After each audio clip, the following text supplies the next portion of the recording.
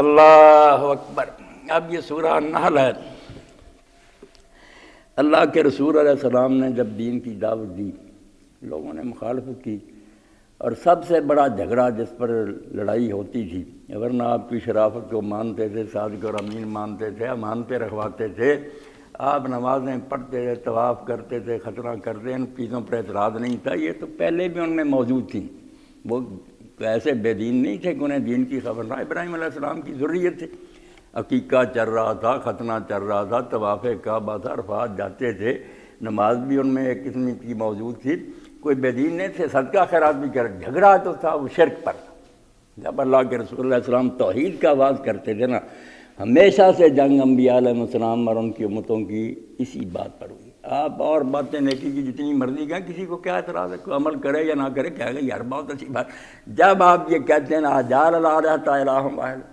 کہ تم نے اتنے دربار بنا رکھے ہیں، اتنے آستانے ہیں، اتنی درگاہیں ہیں کہ یہاں سے بھی حاجتیں پوری ہوتی ہیں، کوئی نہیں، اس دنیا کا بنانے والا بھی ایک ہے اور اس کا انتظام کرنے والا بھی ایک ہے، اس لیے اسی سے سب کوئی مانگنا چاہیے، اس کے آگے جھکنا چاہیے، اس کا حکم ماننا چاہیے۔ یہ لڑائی ہے، اس پر سارے اٹھ کھڑے ہوتے ہیں کہ تم نے سارے دربار اجاڑ دیے اور کہتے ایک ہی اکیلا کام کرتا۔ تو اللہ کے رسول علیہ السلام بھی جب یہی بات کہنے لگے نا، دشمن ہو گئے۔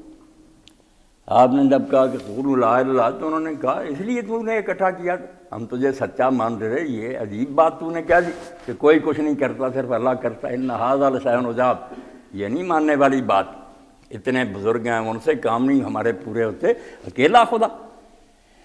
مخالفت کرتے رہے، دشمنی کرتے رہے، اور دو باتیں بہت طنز کے طور پر کہتے تھے کہ ایک تو آپ کہہ رہے ہیں بڑی دیر سے کہ اگر میری باتیں نہ مانو گے تو جو رسول پہلے بھی آتے رہے ان کے جٹانے والے ہلاک ہو گئے، تم پر بھی عذاب آ جائے، تو لے آؤ عذاب۔ یہ قرآن مجید میں ان کا تمسخر کئی جگہ نقل ہوا کہ وہ عذاب کیوں رکا ہوا، لے آؤ، جس دن آ جائے گا دیکھ لیں گے، پھر ہم توبہ کر دیں گے، لاؤ عذاب۔ اور دوسری یہ بات کہتے تھے کہ اگر تیرے اوپر فرشتے اتر سکتے ہیں اور وہی لے کر آ جاتے ہیں تو ہم نے کیا گناہ کیا، ہم تو تجھ سے زیادہ امیر ہیں، ہمارے بنگلے ہیں، ہمارے نوکر چاکر ہیں، تیرے پاس تو نوکر چاکر بھی گلیوں میں جوتیاں چٹکاتا پھرتا، ہمارے پاس کیوں نہیں فرشتے آتے، یہ کہتے تھے۔ تو اللہ تعالیٰ نے یہاں توحید کا بیان کیا، اور اس میں زیادہ حوالہ چار پایوں کا دیا، کیونکہ چار پائے جو ہیں ان کے بارے میں بھی لوگ بہت شرک کرتے آتے کہ اللہ تعالیٰ جانور دیتا بناتا وہ ہے، ایک رونگٹا کسی نے پیدا نہیں کیا، مگر نظریں نیازیں لوگ ان کی درگاہوں پر چڑھاتے ہیں، بکرا لے کر چلے گئے، گائے لے کر چلے گئے، ریوڑوں کے ریوڑ جا رہے ہیں، داتا دربار جا رہے ہیں، فلاں جا رہے ہیں، وہاں دیکھیں پکتی ہیں، پیدا اللہ کرتا رہتا، نیازیں دوسروں کی، شرک کرنا شروع کر دیتے ہیں۔ تو اللہ تعالیٰ نے بہت حوالہ یہاں جانوروں کو دیا، اور یہ سورہ نحل جو ہے اس کو علماء امت نے، جیسے قریشی صاحب کہہ رہے ہیں قرآن پڑھیں، سورۃ النعم کہا ہے کہ اس میں نعمتوں کا اتنا بیان کیا نا، نعمت پر نعمت اللہ تعالیٰ بیان کرتا جا رہا کہ کوئی حیا کرو، بناتا میں رہا ہوں، کس نے ایک بال پیدا کیا، کوئی قطرہ برسایا کسی نے، کوئی پودا اگایا، میرا حق ماننے کی بجائے، میرا شکر ادا کرنے کی بجائے، جب شکر ادا کرنے کا وقت آتا تم دوسروں کے گن گاتے ہو۔ میرا نام اگر کوئی لے دے کہ یار اللہ دیتا ہے، تمہارے پیٹ پھول جاتے ہیں، اللہ یہ تو کوئی گستاخ ہے۔ اور اگر دوسروں کا کہتے رہیں فلاں دیتا وہ داتا ہے، غریب نواز، بڑا خوش ہوتا ہے، اذا ہم یستبشرون، اللہ کہتا خوش ہوتے ہیں جب دوسروں کا نام لیتے ہیں، جنہوں نے ایک ذرہ نہیں پیدا کیا ان کی تعریفیں کی جائیں تو خوش ہوتے ہیں، اور میرا نام اشمئزت قلوب الذین، جن کے اندر صحیح عقیدہ نہیں ان کے دل بھنجتے ہیں، بہت پڑھتے ہیں کہ یہ کون گستاخ کھڑا ہو گیا، اللہ اللہ ہی کرتا۔ تو اللہ رب العالمین نے فرمایا کہ جو تم کہتے ہو عذاب کیوں نہیں آتا، عطا امر اللہ،